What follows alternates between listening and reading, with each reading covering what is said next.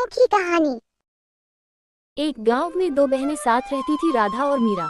राधा बड़ी बहन थी और मीरा छोटी। मीरा कुछ काम नहीं करती थी। मीरा हमेशा फोन पर बातें करते रहती थी। राधा घर का सारा काम करती थी। राधा दिन भर कामों में उलझी हुई रहती थी। मीरा का कॉलेज में नया एडमिशन हुआ था। उसका वहां पर कोई दोस्त नहीं था। मीरा के कॉलेज में मयंक नाम का एक लड़का पढ़ता था। मीरा को जब मयंक देखता है कि मीरा अकेली खड़ी है, उससे बातें करना चाहता है और कहता है, तुम चिंता मत करो, अगर तुम्हें किसी भी चीज की दिक्कत होगी तो तुम मुझे अपना दोस्त समझकर बता सकती हो। हाँ, मैं जरूर बताऊंगी। धीरे मयंक और मीरा में दोस्ती हो जाती है। मीरा अपने घर बहुत देर रात तक आने लगती है। उसकी बहन राधा एक दिन पूछती है, तुम इतना देर रात को घर क्यों आ रही हो? तुम्हारे कॉलेज की छुट्टी तो कभी हो जाती है। तुम्हें मुझसे क्या मतलब है? मैं कभी भी घर आऊं, तुम अपने काम पर ध्यान दो, मुझ पर नहीं। एक दिन राधा ने सोचा ये पढ़ने जाती है या कुछ और करने जाती है। उसने चुपके से जाते हुए उसका पीछा किया। देखा कि वह कॉलेज के बहाने मयंक से मिलने जाती है। राधा ने कुछ नहीं कहा और वह वहां से चली गई। वह घर आकर अपने कामों में लगी रहती।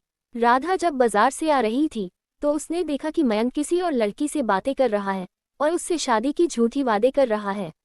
राधा को ये सब देख अच्छा नहीं लगा। वह उदास मन से अपने घर जाती है। जब उसकी बहन घर आती है तो वह अपनी बहन से पूछती है, तुम्हें वह लड़का कैसा लगता है? कौन लड़का? मैं किसी लड़के को नहीं जानती। झूठ मत बोलो, मुझे सारी बातें पता है। मैं तुम्हारे लिए इतना मेहनत करती हूँ कि तुम पढ़ लिख कर एक अच्छी डॉक्टर बन जाओ, पर तुम पढ़ने नहीं जाती हो, तुम कुछ और करने जाती हो।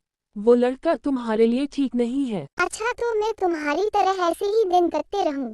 वह एक अमीर और अच्छा लड़का है और वह मुझसे बहुत प्यार करता है। तुम अपने बारे में सोचो। अगले दिन तैयार होकर वह मयंक के पास चली जाती है। मयंक को सारे बातें बताती है और कहती है, मेरी बहन अच्छी नहीं है, मैं अब अपने घर नहीं जाना चाहती। हाँ, तुम्हारी बहन लगता है हम दोनों को अलग करना चाहती है। तुम अपनी बहन के पास अब कभी मत जाना।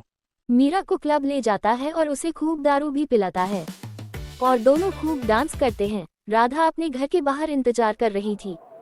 मीरा का इतनी देर हो गई, मीरा अभी तक आई क्यों नहीं?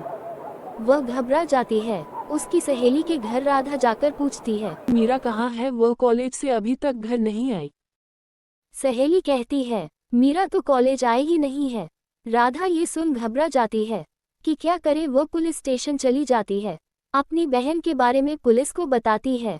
मयंक मीरा को लेकर निकलने वाला रहता है। मीरा की हालत बहुत ही खराब हो चुकी थी। तभी मौके पर उसकी बहन और राधा और पुलिस पहुंच जाते हैं। वह मयंक को पकड़ लेते हैं। पुलिस करता है, यह आदमी अच्छा नहीं है, ना जाने कितनी लड़कियों को अपना शिकार बनाया है। मैं मीरा अपनी बहन को देखकर रोने लगती है और उससे माफी मांगती है। तुम्हें अभी दुनियादारी की समझ नहीं है, वो तुम्हारा गलत इस्तेमाल करता। पुलिस भी राधा को धन्यवाद करता है। नैतिक शिक्षा, हमें हमेशा सतर्क रहना चाहिए। लोग हमारा फायदा कभी भी उठा सकते हैं। बड़ों की बातें को हमेशा सुनना चाहिए। अगर आपका बड़ा कुछ कह रहा हो तो उसे ध्यान देना चाहिए, वह आपके भले के लिए कहता है। नैतिक शिक्षा, हमें हमेशा सतर्क रहना चाहिए। लोग हमारा फायदा कभी भी उठा सकते हैं।